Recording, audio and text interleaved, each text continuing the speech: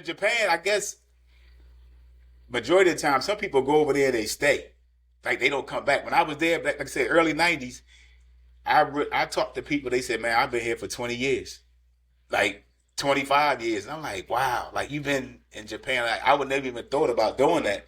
But people love it over there. They just, like the culture. The crime is low. That's one big thing is like it's low. Yeah. They strict over there, so it's a good thing. And like I say, we were talking earlier, like the hip hop culture, it was just like bananas back then. And like, again, they couldn't speak a lick of English, but they'll quote you that whole Wu-Tang album. And I'm like, wow.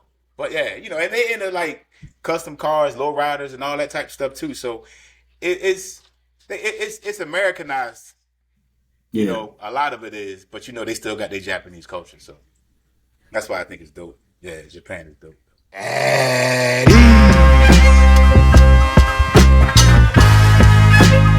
So hey, thanks for coming on, Brandon. I appreciate you, man. Brandon Diggs, him and I served together back in 2007, 2008 time frame on the USS Nassau. He came in as an officer, and we talked, but we didn't talk as much. It seemed like we talking more now as we got older in life. Deep story, as I got to know him and talk with him, a very deep story, and that's why I really want him to come on.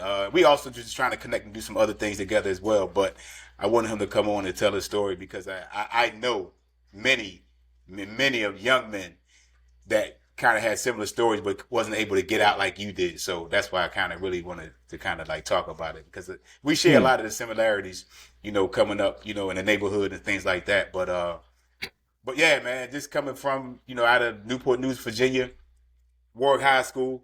I know all about the high school. Through my son with sports. And, but I know that's a big thing over there in Newport News, Warwick. Oh, yeah. Mike Vick, did he go to Warwick? Did he go to?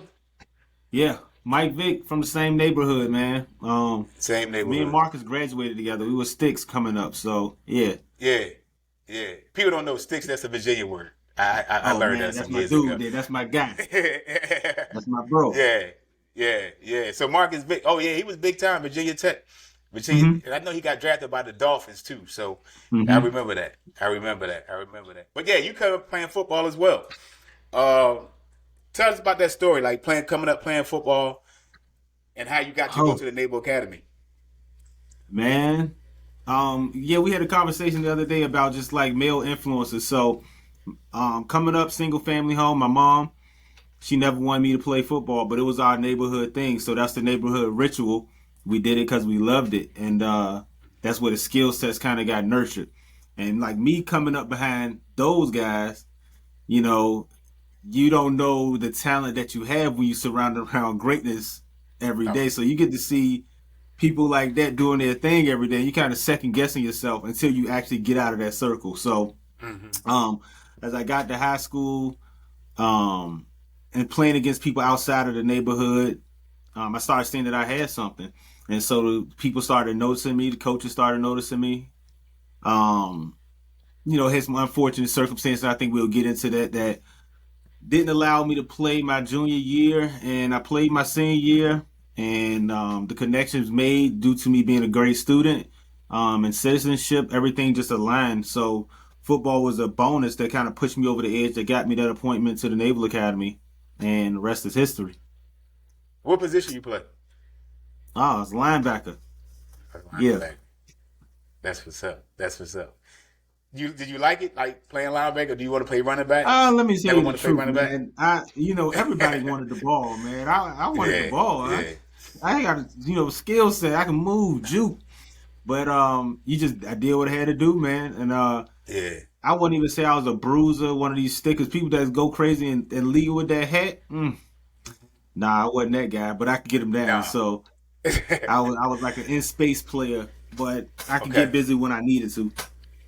Right.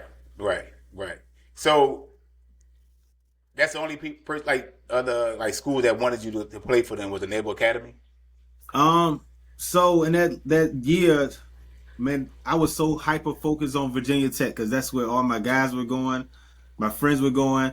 And when it came down to it, Virginia Tech was like, "Oh, we have a partial scholarship for you." And I was like, "Man, I don't have money for school, so Right. you know, here are my options." So it's also recruited by William and Mary, Northwestern, and but when the Naval Academy came up on the radar, the Citadel as well. But when the Naval Academy Oh, showed up, it was, man, I had different people talking to me at that point. Like I'm, if you know Newport News, bro, it's one way. Especially back in the day, downtown Newport News. You talk about a line being drawn in the city underneath that bridge. It was 100% black. So when that opportunity came up, I started getting approached by different people, my teachers, the guidance counselors, people from outside of the school. Like, no, this is an opportunity. You need to take this. And I'm being pushed on, drummed on. I'm like, nah, man, I'm not going to this school. I got Virginia Tech in my head, right?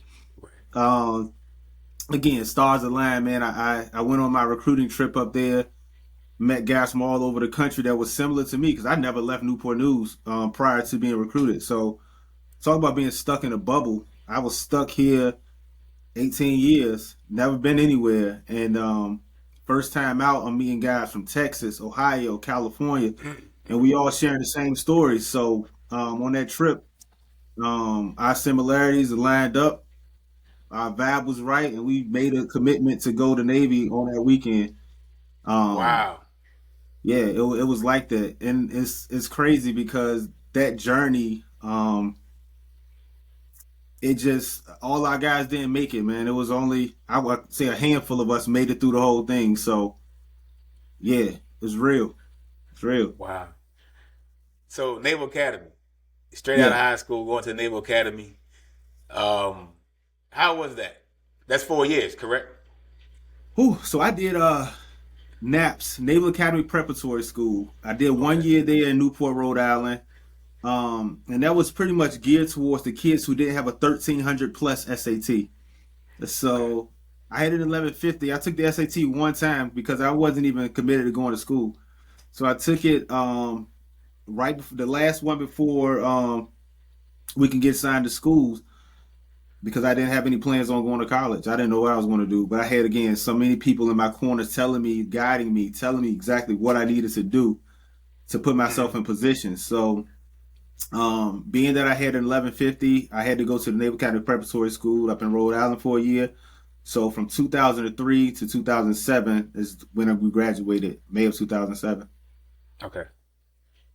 And that Wow. So experience, yeah, how that? Yeah, how was that? I mean, coming from where you come from, the upbringing oh that you man, had, um, and because because I'm saying because college, it's college, but it's like the military college, because normally in college, Virginia Tech, you having a good time partying, doing mhm. playing football, going to school, doing everything, but in the Naval Academy, you just playing football, going to school, Oh And I'm man, sure y'all get able to do some things, but no. Well, no. Oh, so yeah, well, people push the limit. There's a line with everything, but I never flirted with the line. I had too mm, much on the line, too much at stake. So where I was like, because I knew that this was my shot. This was like everything for me. If I don't make it with this, there's no other option. Some people just burn that bridge and expect, or burn their ships and expect somebody to come and save them. I knew like this was right, it. Like so, I had to okay, make it work. So I didn't play around there. I was so serious, man. And again, when I tell you coming from Newport News back in the day, underneath that yeah, bridge, 39th Street, we 100% all black out there. So, and like I said, I'd never been anywhere. And my first time leaving was the Naval Academy.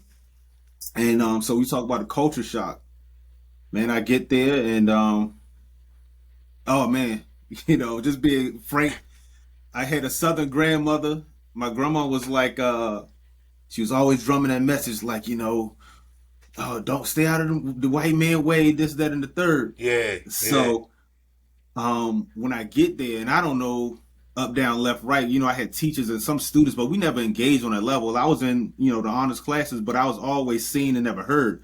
I never spoke. mm-hmm, I just kept my mug on, like leave me alone. I'm just here to handle business. And right, I got there with that same mentality, and nah, bro, like you different, you stand out. Everybody got their eye on you. Everybody want to watch your moves. and man, it was just like anything negative that was associated with anything was like turned on me. So the Yeah. experience was night and day because back home I was everybody's favorite guy. Like Okay. everywhere I walk, it's Okay. like, oh, that's Brandon. He good. He a good kid. You know, I get there, boy. I was public enemy number one. Like just Wow. like, and I did nothing. I like I said, I stayed out the way. Yeah.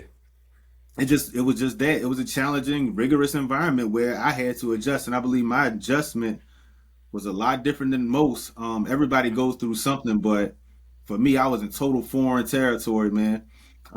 Even with the school, like kids are coming from different calibers of schools, man, and I'm Newport News public schools through and through. Right. Right. So Right. Beginning to I end. applied what I knew, and I knew math very well, but my roommate, oh man, he got my vernacular together. So shout out to Chuck Manula. But yeah, man, we had some times and he like would critique my papers and just get my stuff up to snuff. So now That's I what's have a up. problem really with like speaking and writing because I write totally different than how I speak because of the training that I went through. So Right. academics was different. The military regimented structure where every single minute of your day is accounted for. Like there's no free time, man. Like, and I mean that. So you just this is what you do. This is the process, and Right. then all that coupled with Division 1 football. Like so now your body's getting beat down, torn up. You got to learn actual football, and like again, I love here, like being from Newport News, but the reality about the place that I am now, and we'll talk more about like how I want to contribute to the community today. But Newport News was behind when I went out and I saw kids from Texas, Ohio, California, just the level of training and understanding of the game. So it's a real science to football that I wasn't familiar with. So I'm trying to learn Okay. football on the fly because I'm athletic, I'm strong, I can move, but that goes out the window because everybody's dead. So now you got to learn, Everybody's learn dead. the X's and O's. So Hmm. I was missing there. On the field, I was struggling. In the military, I was struggling. Then the grades, struggling, and it was just an all over struggle. That and me being like my family's like guy, I'm the guy. So I'm away from home, and it's stresses going on at home that I can't Oh do yeah. anything about Right. because Right. I don't Right. have the latitude to go to and from to you know be that guy for my family like I did when I was free, so to speak. Hmm. Yeah, because I guess like, and you not that far from Newport News to Oh man, Indianapolis, 3 hours. Maryland. Yeah, 3 hours, Three but you hours and I still couldn't get a can't like, single oh, visit. That's how it really was. I, that's how it really was. That's how it really was. So what you Yeah. went through for some years, on the enlisted side of the house, we go through as boot camp. It pretty much the same. Like, and I Mm-hmm. understand.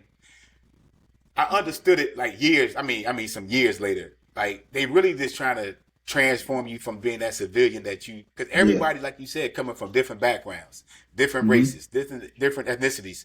Um, even I can live right next door to you, and what I do in my house is totally different than what you do in your house. And when we come Right. from the same neighborhood, the same street, and Mm-hmm. everything, but we've been brought up differently. Mm-hmm. So I understand it's so hard to convert a civilian to a military mindset. Mm-hmm. So but for y'all as officers, it's another level.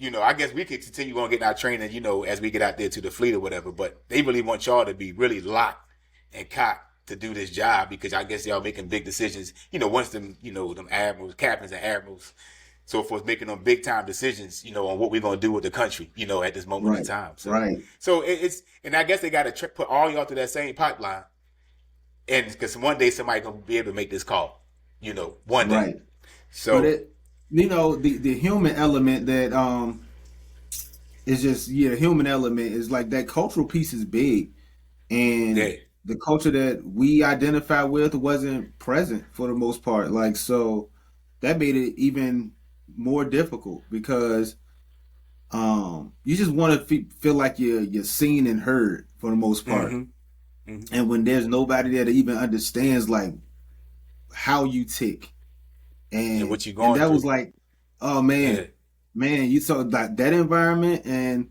and then extending that out to the fleet. Like when you get out to the fleet, I was fortunate on my first tour to have a couple of the guys to come with me from the academy. We went to the same ship, but as I progressed through my career, those deployments get real lonely, man. Oh yeah, They get real lonely yeah. because like nobody truly understands you, and you just they treat you like a robot. Like you Mm, just, hey, this is how you're going to act because you wear this uniform, you don this uniform, right, or you wear this insignia. But the reality is, like the people that you relate to the most, you can't hang with. And so right, when we talking right, about right. those lines, and they exist for a reason, I understand Yeah, it. yeah. But there is a human element that has been discounted, especially with the growth that the country has had over years, Hmm. and that lane for us where we belong, where we fit in, was very minuscule. Oh yeah, I'm gonna get back to that. But like, so playing football, did you ever? Obviously, you played in the Army Navy game. Hmm. How was that? Like Yeah. playing in that game? Was that like one of the biggest games of the year?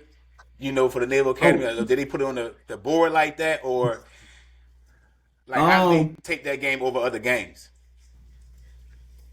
It's like that's a reserved game. Like it's not even like preparing for other games because we take those other games seriously. Like um, it's a different kind of fight. Uh, Right. I remember like one game I remember vividly my freshman year was going down to like TCU down in Hmm. Texas, and man, that was probably the my first time being around a packed stadium and the crowd. Oh, they heckled the shit out you, boy. They Yeah. Man, they were. I wanted to hide because I didn't even get in. I just wanted to have it. It was my first time, and they like as far as that ring light, they about that far away from they talking shit the Yeah. whole game. So, um, that put me in a different frame of mind. Whereas being at the Army Navy game later that same year, it was big. It was kind of like a family reunion, but the brothers are Okay. fighting each other, and it's like, Right. Right. yeah, I'm gonna give you the business. I want to win for these reasons. Like you got your family sitting there looking at you like who the best, Right. and that's a different kind of fight. Whereas that's the spirit that I can explain it as. And then it's the environment there too was live. It was lit. Like just Yeah. being Yeah. amongst everybody in the stands. Right. You going to Everybody's different watching on schools. TV. Yeah, Right. Going to different schools and you playing some big schools. yeah, It's like wow, we on TV. We yeah, out here. You know, I'm somebody. Like this is it's cool. It's cool. yeah. So you It's see, cool. like I remember like Notre Dame, like Justin Tuck was probably like the biggest human I ever seen in my life, dude. Like Yeah. him, Sean Merriman in Maryland, like them Oh dudes yeah. was Yeah. huge, and they just Yeah. talking to us like I was playing weight. I was maybe 100, 100, no, 210 pounds at the most. At that point. So that ain't nothing when you talk about these collegiate linebackers who like 245, 250 running 245. Because you 4.0. still got to maintain a certain weight Oh just for the yeah, PRT standards. yeah. And Golly. we it just was what it was. Yeah. But Yeah. but 'Cause I know as a mindset, lineman, some linemen you gotta be big to be a lineman. I know they had to give some of them guys a break. I'm like, yeah, yeah. you So they can't would get compete. big. They would put it Yeah. on. Hmm. Get up to like 270, 280, 290, somewhere up in there. But they would still maintain their stuff. And like as soon as the season was over, they were cutting weight. They were Oh, cutting weight I got crazy. you. I Yeah. So got you. like going into graduation because you had to be within Navy reg standards before you commission. So Hmm. they would get just shedding all the way. See, you'll know because they're always on the treadmills and they just burning them calories, bro. Burning calories down. Burning calories down. So leaving the Naval Academy, your first duty station, USS Nassau. Yeah, And that's when you and I met, on the yeah. Nassau. And I always tell you this now that I know some things that after you and I talk. Again, I'm apologize. I'm gonna continue to apologize. No, y'all good, I man. just Y'all do. I know, man, but I realized some things that I'm going back now, especially once I made Match Sheet. A lot of things just kind of like click, click, click, click, click. Yeah. And we was on the floor together too, but Hmm. back then it was like, yep, our job as chiefs was, hey, make sure you train the junior officers, make sure you talk to them and train them and educate them, blah blah blah blah blah. That's Yeah. what they trained us to do as chiefs. I never really had conversations with you like Like now we talk more now than we Yeah. did back then. Yeah. But and it was a lot of chiefs that that you seen, but I didn't see a lot of black officers. Let me say that it was Hmm. you and maybe another guy. I think. Yeah. I It think at was that time. so Far as I'm talking about, like coming out of college, you have some LDOs and warrants, but yeah. you know, So me and it Herb was like Taylor. yeah, Yeah. yeah, yeah. So it's just like, and then you coming in at a time where you transitioning from you back in Virginia, went to school, Oh came back to man, yeah. Virginia, Oof. and you were in an area in Hampton Roads where you young. I'm looking in the background, see the Nas album cover. I am our album cover. So Yeah. and they telling you, oh yeah, you got to maintain this order and discipline as an officer, But the people you really relate to, or I would say like at the time was like my E4s and E5s. They were like Hmm. in your same category because y'all the same age, Yeah. So how was that? This being a SWO, period, being a SWO, getting the training, doing what you had to do, and still maintaining like that officer enlisted type relationship, and trying to do the right thing at best. So I just had this thing in my head that I'm Sherry's son before all of that. Mm. And with that, the way I carried myself, I commanded respect, whether I was Yeah. wearing a uniform or not. So, and that's how I carried myself. I didn't do anything to be disrespectful to anybody else based on their rank, rate, Mm-hmm. and I think that posed a lot of conflict for some people who didn't understand me because, like, at the same time, I that's just the life that I live. So Yeah. I found myself comfortable being in my workspace or going to the mess decks to do because the thing was going to do what was it? I forget it was meal checks or whatever it was. I forget the name of it. Oh yeah, But yeah, yeah. yeah, so as an officer, you go down there and you check the quality of the food down on the mess deck. So shit, I was Mm-hmm. like, I'm going down there every day since nobody else want to Right, go down there, right, and right, so right, I was doing my part. But then it was, you get chastised, you get talked to about that. Hey, you going down there too much, and it's like right. because people start seeing even how people were engaging with me, and that meant like the way that a junior sailor would speak to me. They didn't Mm-hmm. understand the cultural barriers. When they say Right. "What's up, sir?" people thinking like they playing with me, but it's like to me that's the Oh, sign of respect too. respect. Mm-hmm.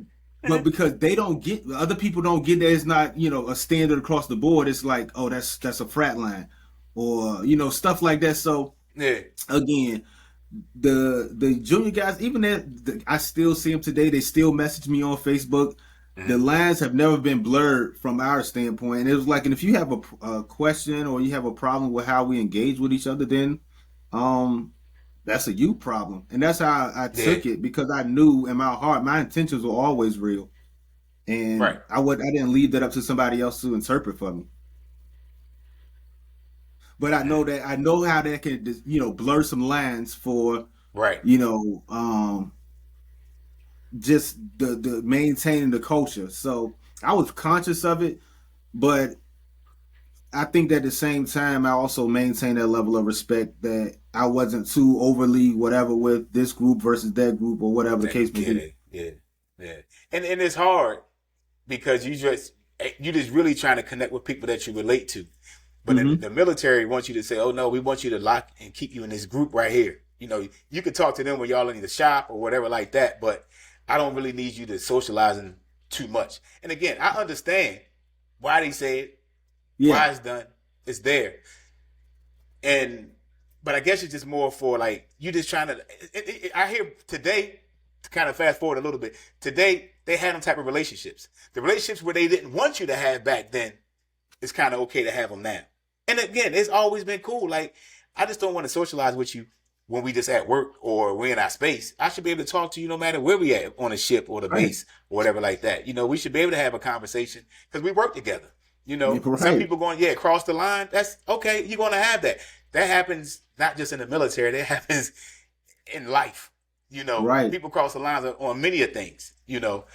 but and Because we I handle them understand that accordingly. we more than our jobs too. Like I Yeah. always had that awareness. Like I knew the position that I held. I knew that most guys didn't see somebody in my position, so I wasn't going to Hmm. stiff arm them and keep them at bay. Like you can't talk to me, you can't speak to me because this hierarchy structure that we have. I understand why it's in Right. place, but at the same time, I want you to be inspired and understand that who I am beneath this uniform that I'm donning. And when you Right. understand that, it makes you, and it should, at least that was my intention, was to inspire you to reach for something more and not just be in that box that somebody cut out for you. So Right. the way I engage with people, and I still do today, and I always have, and I always will, is the same way. Like I'm never above reproach. Right. I'm gonna always talk to people on a level as a person because my shit stink too. Right. Right. Right. Right. Right. No doubt. No doubt. So you did that the Nassau, then with the Desron, then recruiting, and then you went to the Ford. How was recruiting? What was you doing there? What was you doing, for recruiting? Woo. So I did recruiting on the active side first. Like I was Mm-hmm. active duty, then I got out and I did it again when I went reserves and picked up some active orders. So um recruiting is a challenging job. So when you see recruiters out Yeah. here, man, like show them some love. I promise you. And most of them guys on shore duty, and they think like, shore duty's supposed to be chilling. Recruiting Yeah. duty is not one of those jobs. So any recruiter you see, man, show them some love for real. Mm. Especially the enlisted recruiters. Like they get beat up on. They're out of their Wow. rate. Um, Yeah. Yeah. and that NC community, like I love them because they train me to do what I'm doing now. But for people who don't have aspirations to do, sales or engage with people and stuff like that, they just want to get back to their job. It's real tough for them out there. So check on Okay. your people who out of rate, who can't wait to get back to the fleet. Make sure that they're doing what they need to do to advance. All of that stuff because they get caught up in it and it's rough out there. There's no breaks. So that recruiting Mm. duty is something serious. I'm talking about weekends, extra training, long work days, starting early, leaving late, travel is crazy. But for me, Wow. yeah, it was the same. I I tell people when I was a nuclear officer recruiter, and that's what led me to believe I can do this Mm-hmm. because that was a hard sell, bro. I had to go to schools to find kids with Really? 3.5 GPAs that wanted to forego any civilian opportunity that was going to give them crazy startup money and bonuses in these technical fields to come and join the Navy. And like, that was a tough sale. Like, yeah, Yeah. I'm gonna get these benefits, but they're like, Amazon is this. Right. Shipyard is Right. that. Right. I'm getting Right. these 80 plus gigs out the gate plus. And I was like, but yeah, I had to sell that. And I was out there Right. just learning how to engage with different types of people. So it gave me more range, more versatility to be able to speak to people from different walks of life, engage with people that I have no rapport with and develop rapport, um, and just be again a more well-rounded person. So That I makes have the sense. Navy recruiter to thank for that. Yeah. I actually talked to a recruiter this a couple of months ago in the airport, and he said pretty much what you just said. He said it's so hard to get people to join. Period. Mm. Especially people with degrees. He said Oh yeah. because and if you don't even have a degree, he said jobs, civilian companies are offering people, oh, if you come work for me, I'll send you to school. Blah, blah, the things that the Navy or the military used to offer, now the civilian companies are starting to offer that. So now it's like, and then you tell me, oh, I gotta go out here and maybe put a gun in my hand or go overseas or do this and do that. Yep. That's not where I'm at right now. So he Right. said it's hard to recruit right now. It is hard to recruit right now. So Because shout man, out to and recruiters. this is another one of these things. I got a philosophy on everything, man. People told me I had a coach tell me that my page, my marketing and advertising doesn't speak to me being a realtor or real estate agent or running a real estate company. It's more so Mm-hmm. philosophy because that's all I do is I read it and I kind of study stuff and break it down. But when it Right. comes to what you're saying with like the comparison between, the corporate America versus the military, and I think that we gotta, as a country, as a people, we gotta find a way to shift the culture to be so capital driven, and that's a big Yeah. tall task. That's what I'm trying to do on my grassroots level, because being that everything is capital driven, money driven, dollar amounts, people are going to move based on that. There's no Mm. sense of what people see as pride and and honor and doing that job. Like, I didn't really understand it until I got out. Like, I would hear people, Right. civilians, coming to me and say, thank you for your service. While I was in, my response was just like, I'm just doing a job, bro. Right. I'm, Right. Right. I'm Yeah. trying to get Yeah. paid. And I didn't really understand the Didn't sacrifices that I was understand it. making Yeah. until I Until got you get out. out. Until you get out. And Yeah. when you out, like, because now, I have that leverage, that flexibility to, I drive my kids to school. I pick them up every day. I cook breakfast. I get to do all of that stuff. And being afforded those opportunities, I know how real it is now for some people who don't get to do that. And I had some Mhm. close dudes that didn't make it back, from different Yeah. branches, Marines, Army, they didn't make it back. And so these are sacrifices. That's what you really putting on the line. And so, like, a lot of times I had somebody sit me down and say, because I still hadn't filed my VA stuff. I'm getting onto that. Yeah. But they were telling me, they broke it down to me, and it gives you a different understanding of what we signed up for. We really signed up and say, like, look, I'm willing to lay it down for an opportunity. We didn't look at it like that. We just trying to get a job, but you really put your life on the line. Everybody who raised their Every hand day. did that, and I don't think we conscious of it. So when you really raising your hand and say, "Yo, I'm willing to lay it all down," you deserve everything that come with that. That come And with that that. Because was a you part of really, my mentality that didn't allow me to even register. That didn't even register. that's what I said. You trying to convert a civilian to a service member. And as a service member, you signing up really just to kill. Legally. Yeah, yeah. Legally. They're like, I ain't That do it that's like all that. it is. So you go through some things, you see some things, and you deal with some things, and we all have. No matter just going through boot camp alone, you that's the transition, boot camp or the Naval Academy, whatever process you go through to transition, whether what branch of Word. service, Mm-hmm. it's you really being trained to be a legal killer because everybody has a hand in it. Yep. But we don't look. Yep. So when people say thank you for your service at the time, you saying, yeah, I'm only just doing my job because that's all we know. It became routine. You know, this is a product of this environment, this military environment. So it's just Mm-hmm. normal. But when one of ours get hurt or don't come back, oh, we feel it. You feel We it. we Yeah. we feel it more honestly than somebody Yep. you grew up with, which is Mm-hmm. crazy. But it's people that I grew up with that I'm like, oh wow, such and such passed away. I feel for them. But if I hear one of the persons I served with passed away, Yo, it's different. it holds different because it's like they went through the trenches in the grind with me. So Mm-hmm. yeah, so it's different, totally Yeah. different, totally different. Yeah, that was For deep. sure. So yeah that was deep. So you did a total of 13 years. The last tour of duty was on the Ford. Um, So what after made that, you? I got out and I went. Uh huh. I went reserve. That's when I did the nuke officer recruiting. So I Oh, was doing recruiting. that at the Okay. same time while I was building this business.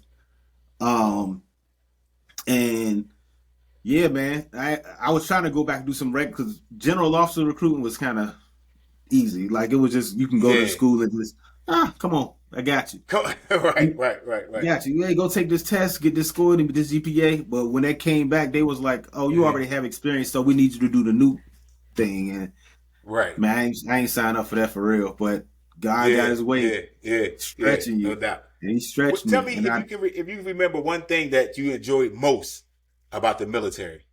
Give me one thing that you enjoyed the most, and one thing that you kind of say that you regret doing, or the oh worst man, thing that so happened to you. uh, bar none, what I liked the most, it was people, man. I went into work every day and I engaged with a different type of personality every day. People were always transiting, coming in and out. It was no 2 days were the same. Yeah. Um, and you get to develop relationships with people. You get to learn more about their families. You get to learn about what make them tick. You get to learn about their aspirations, and they're about something because we all went through this gauntlet together. So Right. it's a different level of people. And no knock to the civilians, but they just don't know. They don't know Mm-hmm. because this forced environment, that regimented structure, it produces a different type of person. And these people, um, military has systems where these redundancies are in place. And while I was in, I didn't appreciate them. I thought it was just like, Yeah. oh man, everybody should just get this, but they got a well-oiled machine for a reason. All of these redundancies and SOPs and that's there for a reason.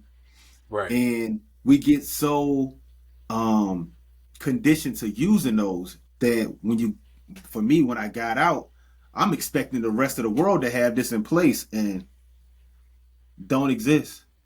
So now when you're out on the outside, you got to build all of this yourself. And this is why I believe anybody with military experience is highly sought out because they understand processes. They understand how to, critical thinking through. Hey, it may seem like something basic when we're doing it, on a day to day, being a service member. Hey, step one, step two, step three. It's not common out here. So that's why when you're out here, you got to build it yourself. So again, that was my first job, so I True. didn't know what I was missing. You kind of like the rest of the world, the real world, got to be better than this, Yeah. and I experienced it Yeah. firsthand. So that's the one thing I miss. My biggest regret was well, I don't even know if it's a regret. It just was a lack of awareness. Mm-hmm. Was people noticing who I am, and I didn't have any awareness of who I was.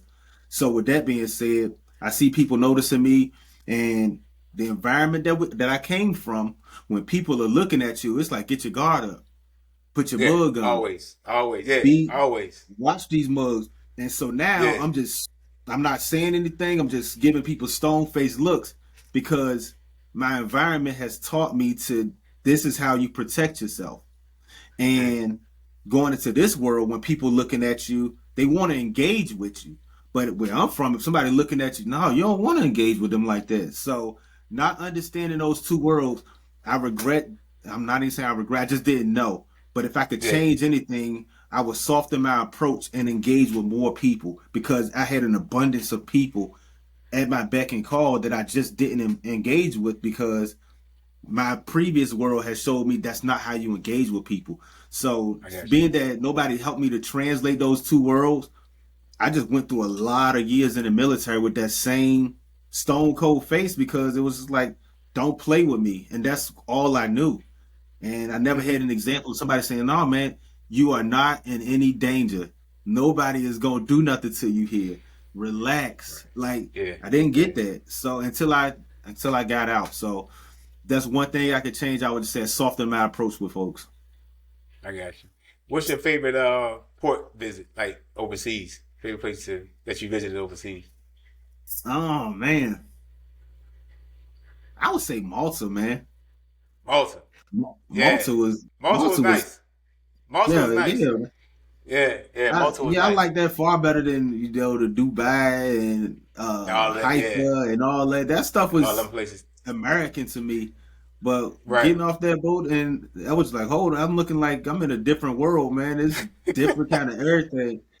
Everything. People Yeah. My son actually just different. came from Malta. They hit the Yo, port. They hit Malta. Yeah. Like last month. different So world. yeah. Beautiful. Just Yeah. see again.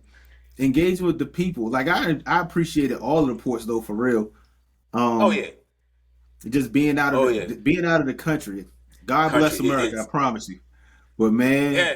when you Yeah. get out, you start seeing the world and start understanding this is different. It's just Mm-hmm. different.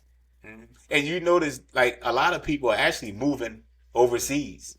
You know, it's like you speaking about God bless America. Like at one point you thinking like, oh, America's the only place that, you need to live and be comfortable to have this. But people are Yeah. actually living overseas. You Mm-hmm. know, matter of fact, it was a dude. He was one of the career counselors on the Nassau with us. The dude live in Puerto Rico. Like and he's from Philly, but he lives in Puerto Rico. Uh, like, he just enjoying his life out there, man. So it's just like that's big. To say, well, I Yeah. gotta live here. I just come back and fly and visit when I need to. I visit y'all. you know, but I'm living out the country right now. So it's just times have changed. People are doing a lot of different things. So, Because question. it's the Okay. American way of life, man. We The American train way to of life. work. We train Mm-hmm. to work, and that's the Mm-hmm. conversation I had with one of my clients who just came from Japan, and she said her family having a tough time transitioning because her husband's a swole, but she a homemaker, and she was just like, she wants to let her kids go outside, different different environment. She can just let her kids go Different. on the Oh, totally train, different go environment. anywhere, Yeah. unbothered. Yeah. But here, she's like, she just goes to work and come home and shut your door. And she was like, people are always outside. Here Right. is just work, work, work until you're Work, work, tired work. and That's all you know. Till you beat down. go to bed and do it Yeah. again. And you pray for the weekend. Right. And now the weekends Right. has got people like, I'm asleep. So they don't come I'm out. asleep. Yeah. Yeah. Yeah, Yeah. That's just where it's at. That's just where it's yeah, at. Again, times have changed, good and bad. Good and bad. yeah. So when you got your swole pen, how did that make you feel? Like oh, I accomplished this, or like I'm in charge of the Ooh. bridge now. Like, how did that? Because I know it's not an easy thing to get. Oh man, I always you want just to my watch real answer everybody or doing it. you want my real answer? My answer No, on I mean, TV. no, give me the real answer. Don't tell me it didn't make no. I ain't care. Like it wasn't no big No, deal. no, no. It Don't was say that. accomplishment for sure, Oh, for sure. yeah. Man, it was just some junk I was going through on the ship, and I didn't get the opportunity to rotate JO positions like other JOs did. Mm-hmm. Mm-hmm. And you're right about So, that. 'Cause I remember that. I remember so that. yeah, I spent I want to say 22 out of my 27 months on an Nassau in engineering. Engineer, I remember that. Yeah. So When I was every kind of other salty. Divo was like rotating. Yeah, I remember yes, that. Yeah, I yes. remember that So clearly. it was just always something. So but shout out to the engineering department, man. Like since they knew I don't want to say God got a reason for everything. So Mhm. it just happened the way it happened. But being that I was trapped down there, I got my EOW letter on a steamship before I got my SWO pen because Oh. those guys, they was like, if you gonna be here, you gonna learn this. So Mm-hmm. they just took the time with me down there, and again, this is where that people part. This is why, they were like, oh, this Instant Diggs, this JG Diggs, like that's our Right, guy. right. Yeah, So I had yeah, all of the yeah. firemen showing me all of the pumps, list, everything down in that plant, and just walking me through everything. Since I had Mm. to spend all that time there, it was what it was, and they started giving me some bridge time, but it was cool. So once I got the Yeah, SWO pen, I was more proud of the EI letter because like yeah, letter. the environment that was created down there for me And where you learned to it help from, me and where them stay guys, up yeah, and positive that's what's when up. it just won't go on right. But I got the SWO pen, but it wasn't as good as me getting that That EI yeah, letter. letter. Right, Yeah. right. Because you actually worked, and they helped you to get it. Hmm. Those sailors down there help you to get it. So that's what's For up. sure. For That's sure. that's big. That's big. So came out the military. Why real estate? Oh man, it started out as a game, bro. I can't even play with you. Watching HGTV, and my cousin, he bought his house in first investment property. I didn't even get into details with him, but he bought his first investment property in 2006. I bought my first property when I got here in 2007. And see, he had a different level of experience. His dad was like an entrepreneur, so he was Mm, buying investment properties, and he was still staying at home. And I couldn't understand that because like I was the first everything like for my immediate family, I was the first everything. So I was the first one to go to college, first one to graduate, first one to get a house, all of right, these things. So now I'm looking like just packing all the stuff on my shoulders. So I couldn't right. understand why he was still at home. So with him and those investment properties, he decided to go get his contractor's license like around 2016. And I was like, Mm, okay, if you do that, I'll go get my real estate license because we watching like House Hunters and all that stuff on TV because that was yeah. like popping back then. So he came back, is like, I got it. And that's when I got in motion. So my first deals with him back in 2017. And in the Navy at that time, you couldn't really promote that you were doing something outside of Navy. It was kind of like You frowned right. upon. You So right. Yeah. I was kind Yeah. of like, I don't really want to tell nobody this is what I do. But I made my first deal with him, so he was like my go to guy for the first 2 years. I was trying to keep deals minimal. Right. And, so that's 2017, 18, 2019, it just started rolling up. And so when Mm. 2020 came, I was like, look, man, the Navy hold me back, bro. And Mm. like, I started hitting different levels and it's taking care. And it started with, again, the sailors. Like, I can't say it enough. Those relationships. And I'm from Newport News, but a bulk of my business come from the people that I met in my time in the Navy. Like, In the name. yeah, the people, Yeah. man, my own family won't do deals with me. Still now to this day, and it's cool. It's cool. I still love them. But the people that I serve with, man, hey, hey, sir, I need some help. Can you help me? Right. Hey, Right. bro, what's going on? I need and it's so I'm not even tripping on that because I'm like somebody else can still eat off of it. Like I don't have to clean the whole plate. But Mm-hmm. that's how it happened. And so Wow. again, while I was moonlighting with the recruiting help, the recruiters have a different skill set, and if they learn how to use them, that's another reason why I wanted to do real estate. One is it wasn't all about it stopped being about the money for me, and I promise you when I say this, I'm not a greedy dude. Like Mm-hmm. my my threshold is pretty low. I'm content with life. Like I'm doing way better than I ever imagined. Man. I Yeah. promise Yeah. you. Yeah. And I don't Yeah. have to be Yeah. everybody got their thing. That stuff's just not my thing. And once I was able to satisfy that number, it was like I hit a wall, to be honest. Like Mm. there was no desire to go past what I did. And I hang this up here as a not even as a scarlet letter. It's not a badge of honor.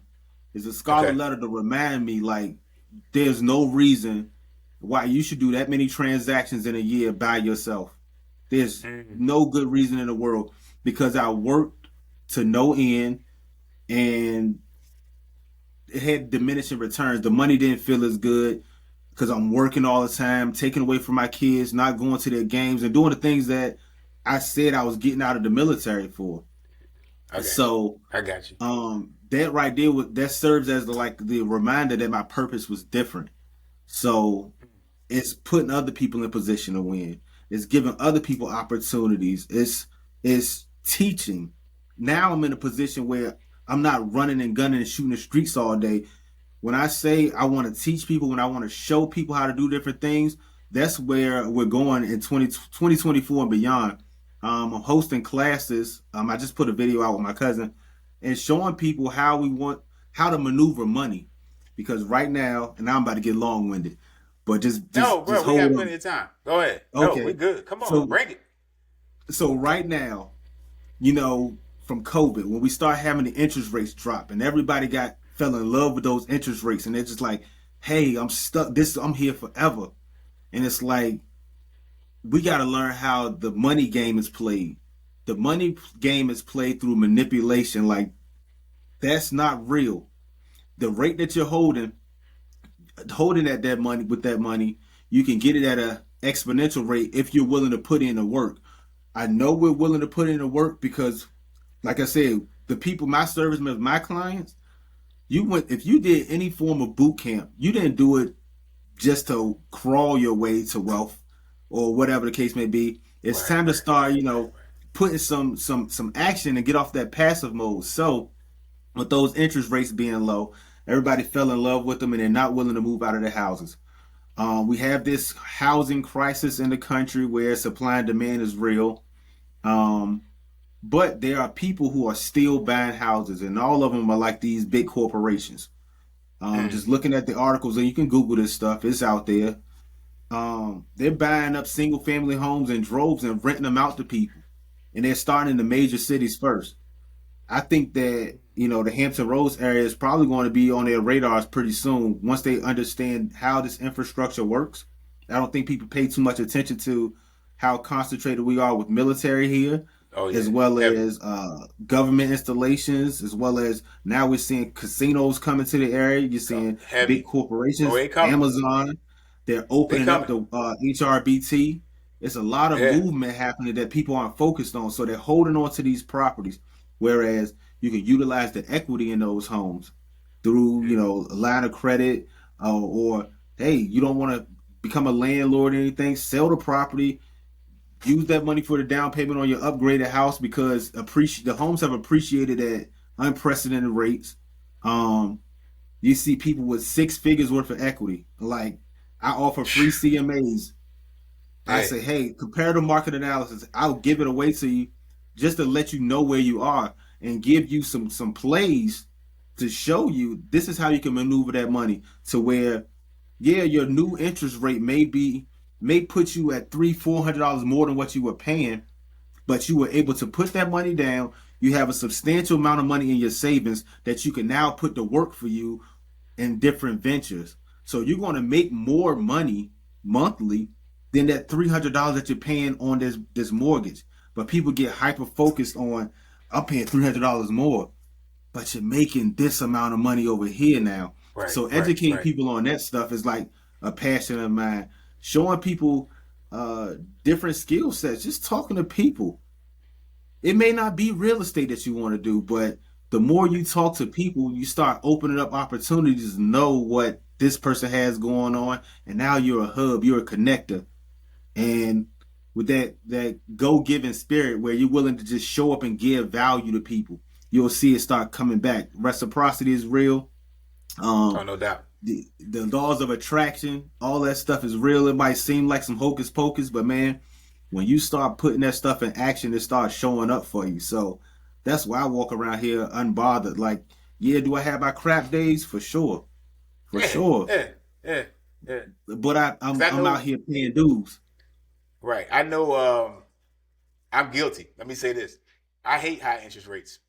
I always have, and I had real estate, stuff like that. But I always caught. I guess I just caught it at the right time. But when Mm-hmm. I watched your video when you was in the gym and you was speaking about it, it just clicked in my head. I said, "Well, he's right. He's right. They're going to go up. They supposed to go up, and they're going to drop right back down. And guess what? Mm-hmm. Years from now, they're going to go right back up, and they're going to drop right back down. Cycle. It's just a It's a cycle, cycle. and that's the same thing with it. And I should know better because just dealing with stocks. I deal with it Cycles. all day. I'm watching it all day long, messing around with it, and it goes up and it goes down. Some days I make Mm-hmm. money, some days I lose money. But Mm-hmm. if I'm willing to put the money out there, I shouldn't be afraid to lose it some days if I have to. You Mm-hmm. know, you know what I'm saying? Because scared money And it's don't make being no money. We all educated. know that. And right, you got to just be smart about it. Because again, if I purchase a home for a high interest rate, well, give me a couple of years, I'm gonna be able to refinance it, and so forth. So it all going to work itself out. Yeah. It's And going to I work itself but the out. other thing is though like this. So again, not all agents are built the same. So some people sell you that dream because they have a different goal.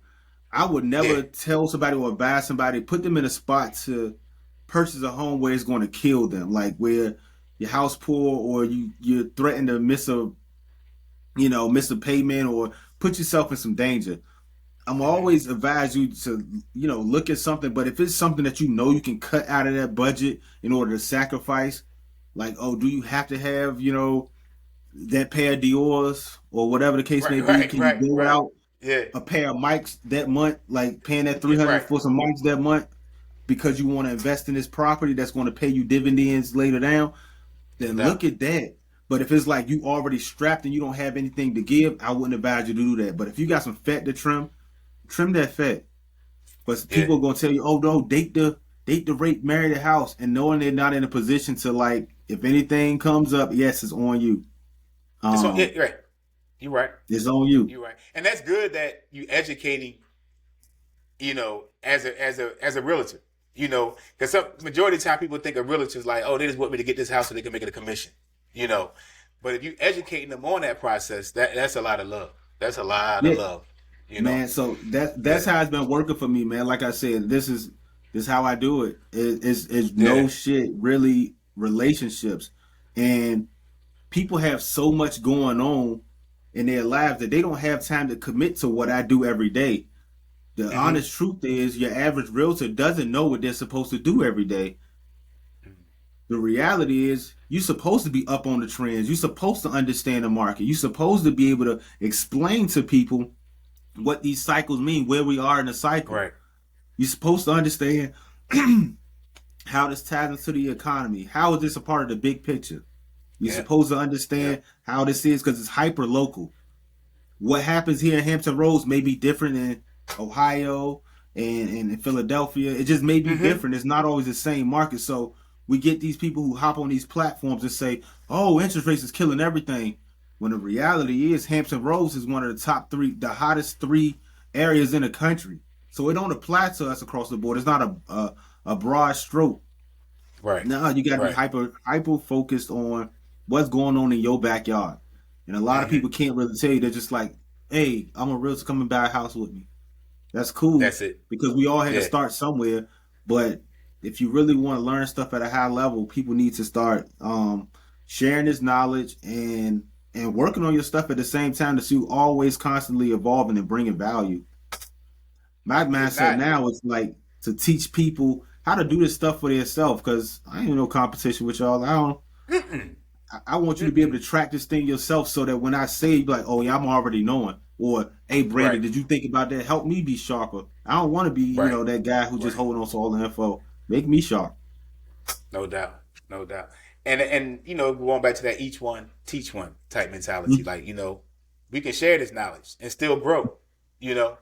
And I want to see you shine. I want to see you move. Like, Right. and everybody don't have that same mentality. You only find Nah. a few that's out there that's like that, but you know when you connect with that person what they about and how they Oh want you, yeah. like, how they want to help you and how you would willing to help them. So Hmm. that's easy. That's easy, man. So that's big. Like I said, you and I talked the real estate game because you got you on another one of my podcasts, and so just so we Right. can like teach the people. So majority of people that's on that podcast as well, they are either realtors or doing some type of their own personal business.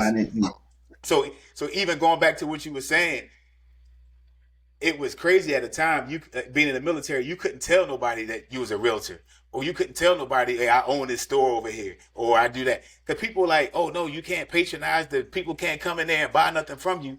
But see, Hmm. when all those things, it probably started changing once you get probably when it came like online, because you don't even know where you buying stuff today. Online. Uh-huh. I could be buying a pair of sneakers from you, never met you a day in my life, but that's just how it works. So you're not even tracking it now. So it's good that they're not holding people accountable for having an outside business while Right. you still, active duty or whatever like that. So that's a major plus, man. Yeah. As far as like the neighborhood, I know you're doing some things in the neighborhood to strengthen the neighborhood of Newport News. What you got going on out there? Oh man. So we started we bought our nonprofit online last year, the Catalyst. Mm-hmm. And pretty much what we're looking to do is just give resources, let me just backtrack. We're using real estate. So I've been using real estate to kind of like pump money into my own nonprofit to distribute money how I see fit. So it gave me the Mm. leverage to do that Mm. because a lot being here and with real estate and I didn't know how the tax man worked.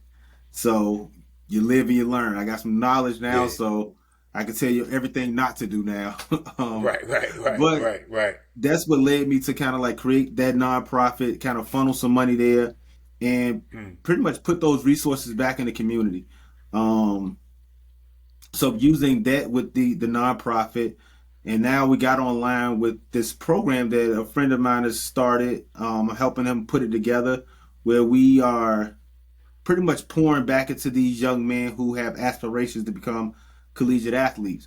That's near and dear to me because that was my golden ticket out of my situation. So, Mm-hmm. but the college landscape has changed tremendously. Like, um, frankly speaking, these colleges aren't looking for high school athletes anymore. Everything Okay. is money driven, and that money has pretty much killed those opportunities for kids coming out of high school.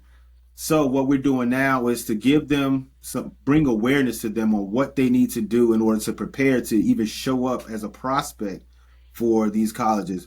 The truth has always remained the same that their grades need to be up to par to even be looked at, to even be considered. But beyond that, it's even, hey, you have to pass their eye test. And what that means is Mm, these kids are fairly undersized because coming from these environments, uh, the truth is they don't eat properly. They don't have the proper nourishment to even build a frame. And I watch these kids; they work extremely hard. We start this 4 o'clock workout sessions like uh, every other day during the week. So Monday, Wednesday, yeah. Friday, and the kids are there working out. And I was watching just their progress, and I started asking questions because I'm so far removed. But Mm, they keep me grounded because understanding their stories, they don't have that proper meal at night. They aren't eating enough the proper nutrition. There was one night we were over Christmas break and we were all working out, and these kids, this was their refuge. They were there all morning. They left, came back later that evening, didn't leave from I want to say 5 to like 9 o'clock. This is where they were hanging out during Christmas break. So I was asking like, "What you guys eat?" And they hadn't eaten all day. So I'm looking at all these young men like, I gave a couple of dollars so we can get some pizzas, but the way they were yeah. working out and just eating pizza, it's like this shit ain't gonna work. So No. we gotta I'm using that to kind of like partner with a couple of nutrition places, get them some at least protein so for their workouts, Yeah. giving them the resources from your cones, your bands. Want to get the laser timers for them to run their 40s, do their broad jumps, um, vertical jumps, all these tests, and just giving them exposure, maximizing their exposure. And also, I've used my building, my office building, to bring them in on a weekend, teach them life skills, just Mm, how to prepare for the week. So we come in on Sundays and kind of like lay out their week. Hey, do we have a test this week? Let's reverse engineer. Let's walk this back. You need to study on Monday, Tuesday. Give yourself a break Wednesday so that you'll be ready for your test on Thursday. Nobody's like teaching them these basic things. So it's like they wake up and go to school and realize, oh, I have a test today. And there was no layout for preparation. Um, all right. and I want to evolve into like teaching them how to, cook and all of these different skills that nobody's getting, how to change a tire, um, change oil. So just Yeah. bringing the Yeah. community together to do the basic stuff that we at one point in time expected from a man, and now that same expectation is imposed on these kids, but nobody ever taught them. So that's what we're doing. That's what's up, man. That's big. That's big. And then most important at the same time, you teaching them life skills and keeping them off the street from doing something Hmm. bad, like these other kids out here doing. But Yeah, man. that's big of you, It's man. understanding That's them big of too. you. Like I'll be honest, like my son, just being with my son through all of this, and because he's 16 now, so these are his friends. So I watch their maturation, I watch their development, and again, when we talk about things that we could have done better, I see my kid, these boys, they look very, they're spitting images of these young men that Yeah. society has told us to stay away from. But when you Correct. start to, position yourself with them and talk to them, they're really not a threat. They're not a threat. Mm-mm. They confused and nobody's teaching them nothing. So when they turn 18, now they pushed out into the world with no skill sets, and that's when that desperation clock kicks in and they start doing, those nefarious things that get them in trouble. But a lot of it is based on their circumstances and situations, man, for real. A lot of these dudes like really need some hugs and they Right. ain't get them. Because the majority of the youth today, no matter if they come from a good home or a bad home, they really being taught by what they see on their cell phone. Mm-hmm. Whether good or bad or any different, they really don't have, besides the teacher, like somebody outside of that, like really sitting them down, talking to them and teaching them. Like I can remember this being in school, this is years ago, like home economics, just teaching people how to sew, cook, bake, Mm-hmm. change the oil. They used to get taught a lot of that stuff in school, but they took it out.